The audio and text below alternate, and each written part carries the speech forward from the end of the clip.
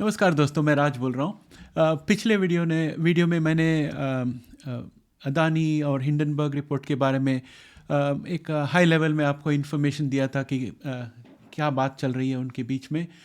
और हमें ये पहले याद रखना चाहिए कि हिंडनबर्ग जो है उसने अदानी के स्टॉक को शॉर्ट किया है। तो अगर अदानी के शेयर्स के भाव गिरे तो हिंडनबर्ग को फ़ायदा होगा, लेकिन अगर अदानी के शेयर के भाव गिरे नहीं तो हिंडनबर्ग को नुकसान होगा। सो हिंडनबर्ग तो यही कोशिश करेगा कि पब्लिक को सिखाए कि उनके रिपोर्ट में अदानी ग्रुप के बारे में क्या क्या नेगेटिव लिखा हुआ है, तो लोगों को समझ में आए ताकि शेयर का भाव गिरे, और शेयर का भाव गिरने से उनको फ़ायदा होगा। यही चलन है मार्केट में, कोई नई बात नहीं है। लेकिन बात ये याद रखना चाहिए हमें कि अगर हिंडनबर्ग को नुकसान होगा अगर अदानी के शेयर गिरे नहीं तो।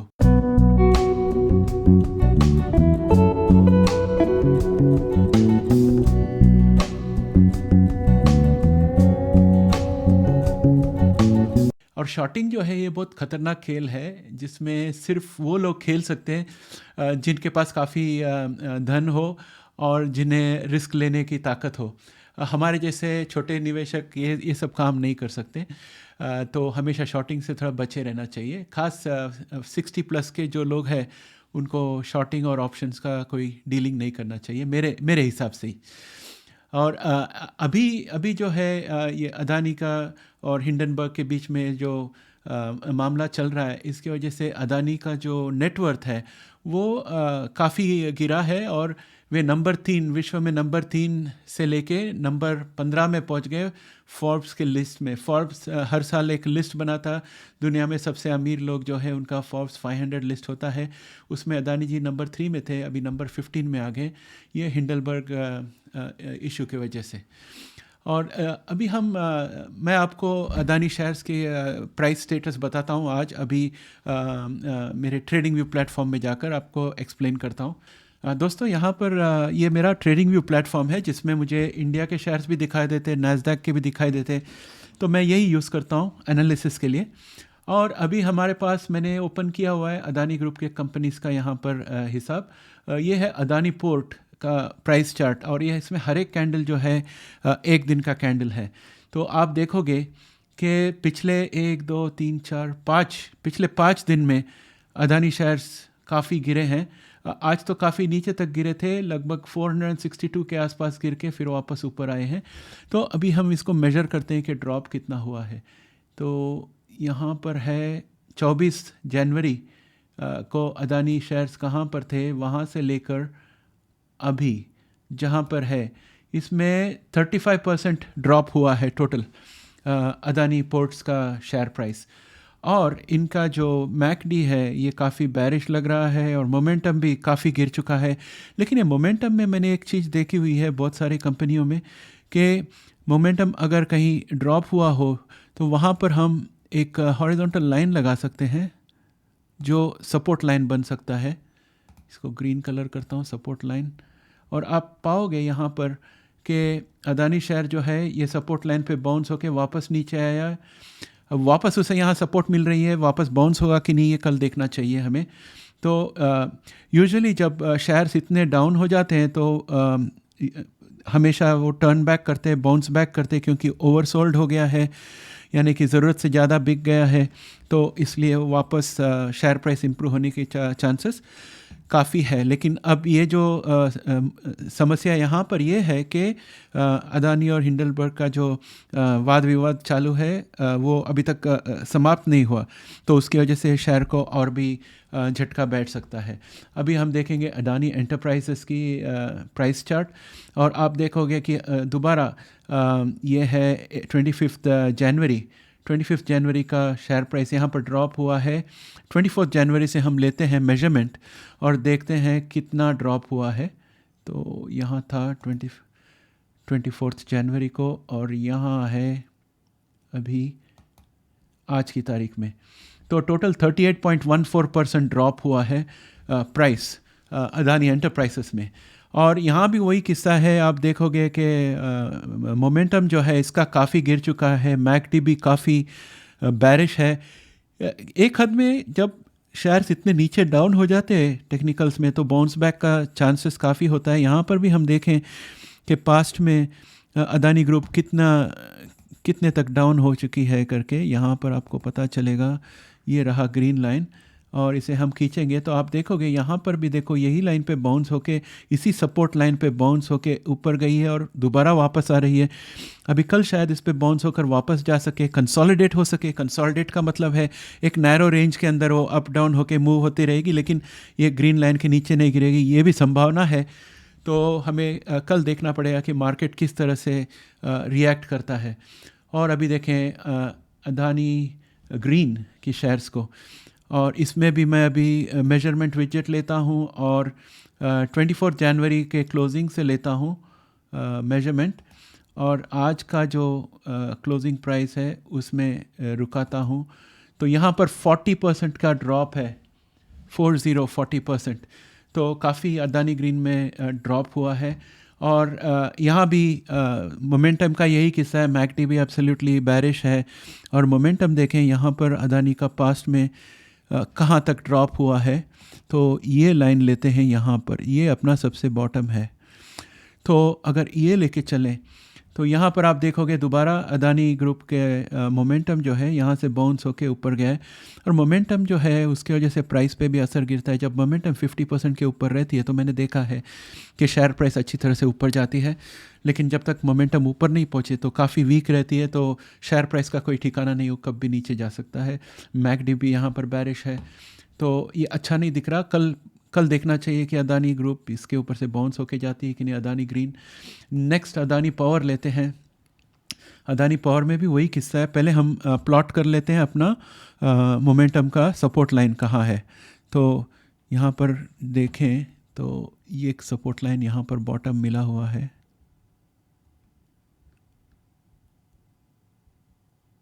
ये इतने नीचे है कि मुझे सपोर्ट लाइन डालना भी मुश्किल पड़ रहा है। तो लगभग यहाँ पर सपोर्ट है। तो देखें कहाँ पहुँचे हैं हम। तो आप देखोगे कि 23 दिसंबर को यहाँ नीचे तक आके फिर वापस ऊपर चला गया था, और अभी वापस आ रहा है सपोर्ट लाइन की तरफ। सो कल देखना चाहिए कि ये सपोर्ट लाइन से बाउंस होके या इसके यहीं पर से टर्न हो जाते हैं पिछले बार की तरह। तो दूसरी सपोर्ट लाइन यहाँ ड्रॉ कर देता हूँ इसके साथ। तो यहाँ पर ऑलरेडी टच हो चुका है, यहाँ से बाउंस होता है कि नीचे आकर यहाँ से बाउंस होगा, वो देखना है। तो इसका मतलब है अदानी पोर्ट्स में और भी ड्रॉप होने की गुंजाइश है। और यहाँ देखते हैं इसकी ड्रॉप्स कितनी हुई है 24 जनवरी से। तो यहाँ है 24 जनवरी का क्लोजिंग और यहाँ पर है आज का क्लोजिंग। लेट अस सी, थोड़ी तकलीफ़ हो रही है यहाँ पर मेजरमेंट लेने की। 212.65 में होना चाहिए हमें।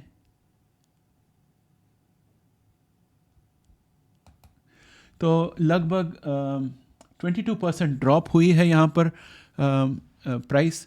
और let us look at ATGL यानी कि अदानी टोटल गैस लिमिटेड। ये जो है फ्रेंच कंपनी टोटल के साथ जॉइंट वेंचर है। और यहाँ तो तगड़ा ड्रॉप हुआ है। अभी आप देखोगे कि ये जो है ये 24 का कैंडल है, 24 जनवरी का। मैं ये ले जाता हूँ एक विडजेट यहाँ पर, 24 जनवरी का क्लोजिंग पकड़ता हूँ यहाँ से, और यहाँ से लेके ये बॉटम को आ जाते हैं हम। आज का है 1897 है आज का प्राइस। तो मैं 1897 के पास पहुँचता हूँ।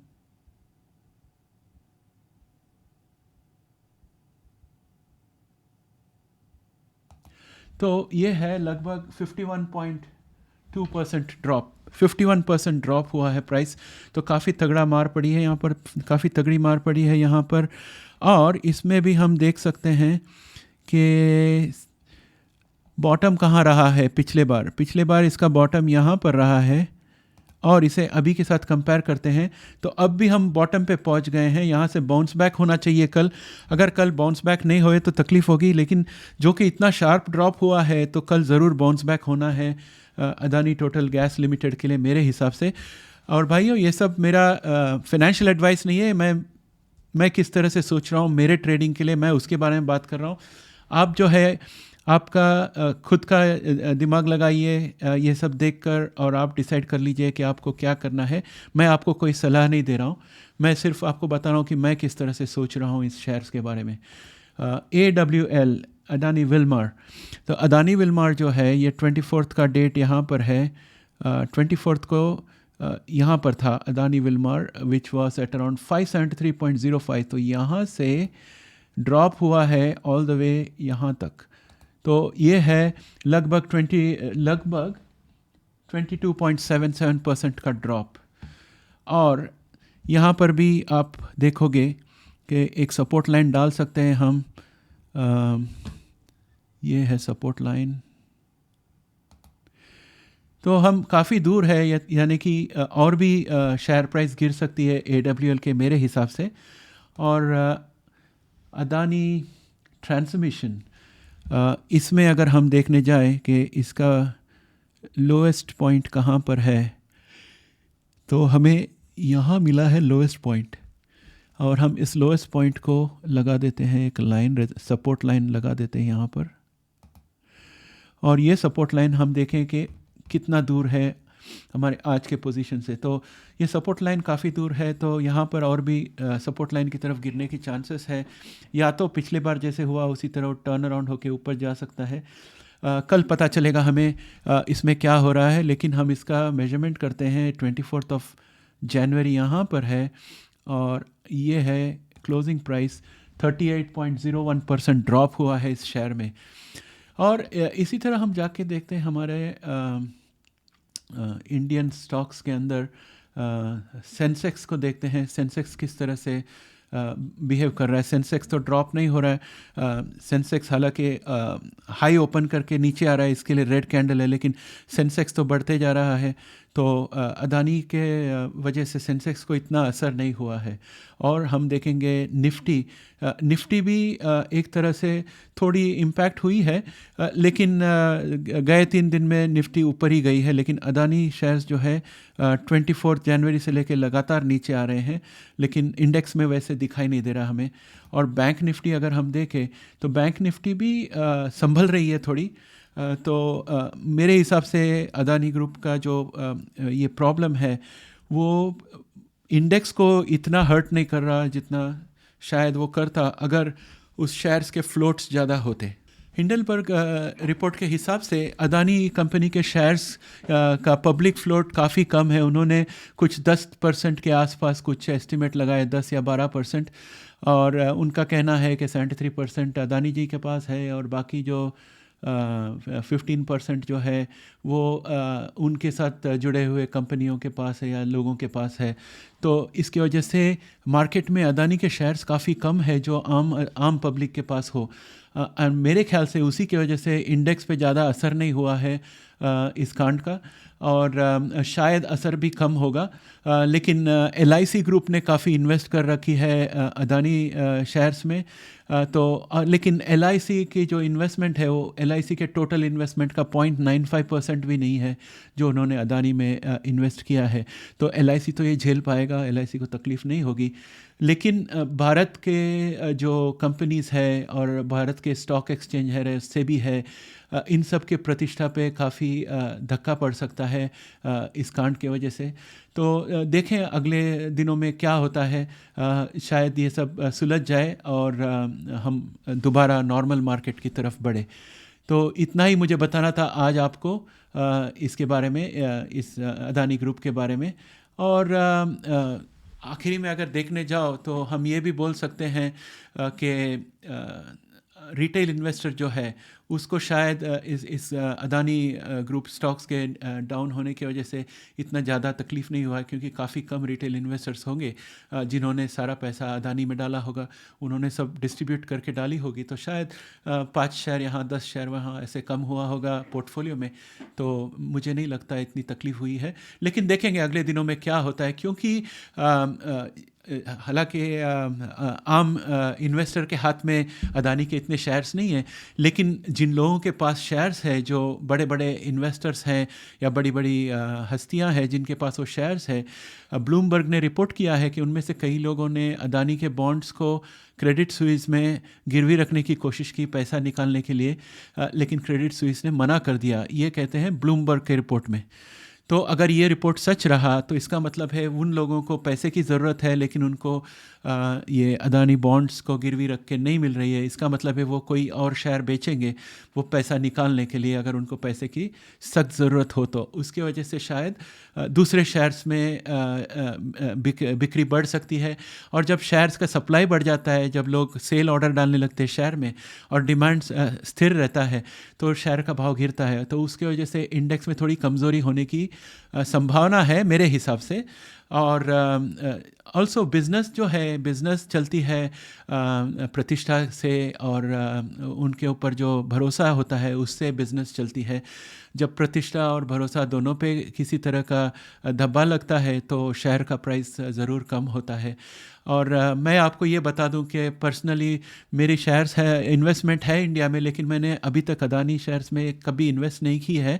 वो इसलिए क्योंकि मेरे शेयर्स जो है ओल्ड स्कूल इन्वेस्टिंग करता हूँ मैं एक दिन शायद अगले एपिसोड में मैं आपको मेरा पोर्टफोलियो बताऊंगा, जिसमें मैंने बहुत सालों से इन्वेस्ट कर रखा है। और मैं ज़्यादातर शेयर्स खरीदने के बाद बेचता नहीं, और मैं ख़रीदने के पहले रिसर्च करता हूँ और फिर ख़रीदता हूँ। और जो शेयर्स है वो मैं हमेशा के लिए पकड़े रखता हूँ। तो मेरे सब शेयर्स अच्छे परिस्थिति में है, मैं उसके बारे में बताऊंगा। लेकिन फ़िलहाल तो मेरे पास कोई अदानी कंपनीज़ के शेयर्स नहीं है, और ना ही मैं अभी कोई नया इन्वेस्टमेंट करने वाला हूँ अदानी शेयर्स में।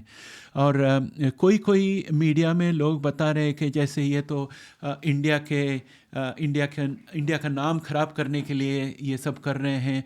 बीबीसी ने डॉक्यूमेंट्री निकाला, फिर बाद में हिंडनबर्ग ने ये रिपोर्ट निकाला। बात ये तो सही है कि ये दोनों चीज़ें एक के पीछे एक आई हुई है, तो ज़रूर शक होता है कि शायद ऐसा कोई षड्यंत्र होगा कहीं पर।